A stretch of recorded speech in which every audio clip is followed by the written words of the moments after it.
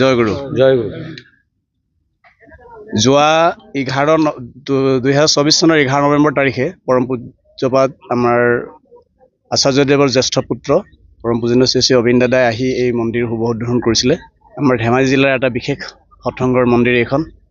তেতিয়া ইয়াতে আচাৰ্য পৰিয়ালৰ এটা ইচ্ছা আছিল খুব ডাঙৰ এটা সৎসংগৰ উৎসৱ কৰাৰ। এতিয়া অহা মানে আমাৰ 6 তাৰিখ আৰু 7 তাৰিখ ডিচেম্বৰৰ এই দুটা দিন ইয়াতে এই আমাৰ তপোধাইনী উৎসৱ বুলি তেখেতে আশীৰ্বাদ কৰিছে উৎসৱটোৰ নাম। এই উৎসৱ ইয়াতে অনুষ্ঠিত হ'ব। আজি যিহেতু 6 তাৰিখ হৈছে, আজি আমাৰ কাৰ্যসূচী আছে স্বেচ্ছাসেৱকসকলৰ ৰেজিষ্ট্ৰেশ্যন আৰু গধূলিলৈ আমাৰ যুৱকসকলৰ মাজতে আলোচনা চক্ৰ আছে। অহাকালিলৈ মূল অনুষ্ঠান আছে আমাৰ ইয়াতে। আমাৰ লখিমপুৰ, ধেমাজি, মাজুলী আৰু পূব চিয়াং এই 4টা ডিষ্ট্ৰিক্ট লগ লাগি এই উৎসৱটো আয়োজন কৰা হৈছে। ইয়ালৈ আমাৰ অসমৰ বুলিয়ে নহয় ৱেষ্ট বেংগল বা অৰুণাচল এই বিভিন্ন প্ৰান্তৰ পৰা ইয়াতে গুৰু ভাইসকল আহিব। দীক্ষিত অদীক্ষিত বহুত লোক আমাৰ ইয়াতে আহি সমবেত হ'ব। ইয়াতে আমি পৰম প্ৰেমৰ শ্ৰী শ্ৰী ঠাকুৰৰ আদৰ্শ কি, আমি এই সদ্দীক্ষা কেলে গ্ৰহণ কৰিছোঁ, এইবিলাকৰ ওপৰত আলোচনা কৰা হ'ব। বিশেষভাৱে আচাৰ্যৰ ফালৰ পৰা এটা আশীৰ্বাদ কৰিছে যে আমি যিসকল যুৱচাম আছোঁ, ইউথ যিসকল আছে, উদীয়মান যুৱকসকল যিসকল আছে, যিসকলে দীক্ষাপত্ৰৰ কাম কৰিছে, তেখেতসকলক ইয়াতে বিশেষভাৱে প্ৰাধান্য দিবৰ কাৰণে আকৌ এবাৰ আমাৰ তাৰ পৰা নিৰ্দেশ কৰিছে। এই সকলোবিলাক ইয়াতে প্ৰতিফলিত হ'ব। আমি আশা কৰোঁ আপোনালোকে সকলোৱে আমাক সহযোগ কৰি এই অনুষ্ঠানটো সৰ্বাংগ সুন্দৰ কৰি তোলাত আপোনালোকৰ ভূমিকা থাকে বুলি আমি আশা কৰিছোঁ। বিশেষভাৱে ইতিমধ্যে আমাৰ অসমৰ বিভিন্ন প্ৰান্তৰ পৰা গুৰুবাইসকল মাসকল আহি আছে।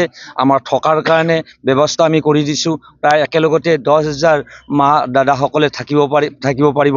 আৰু ইতিমধ্যে আপোনালোকক ক'লেই যে আমাৰ ফ্ৰী কেম্প, মেডিকেল কেম্প আছে। মেডিকেল কেম্পৰ লগত অকল চিকিৎসাই নহয়, তেওঁলোকৰ যদি কিবা কাৰণত অপাৰেশ্যনো কৰিবলগীয়া হয়, ফিউচাৰো কৰিবলগীয়া হয়, এইটো আমাৰ শ্ৰী শ্ৰী আচাৰ্যদেৱে দায়িত্ব লৈছে।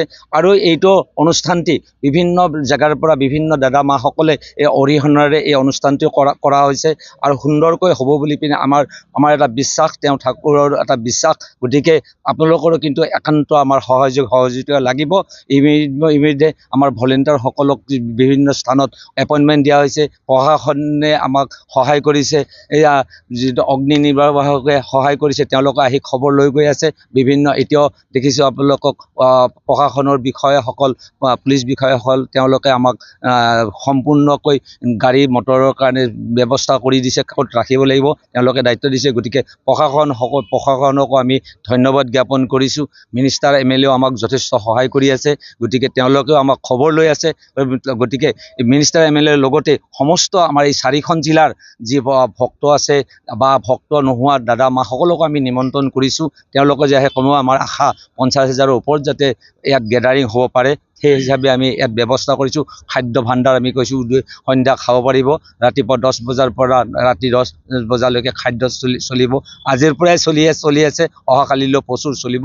গতিকে আপোনালোকক শেষত মই আপোনালোকক ধন্যবাদ জ্ঞাপন কৰিছোঁ আৰু আপোনালোকৰ সহায় সহযোগিতা কামনা কৰিছোঁ। জয় গুৰু।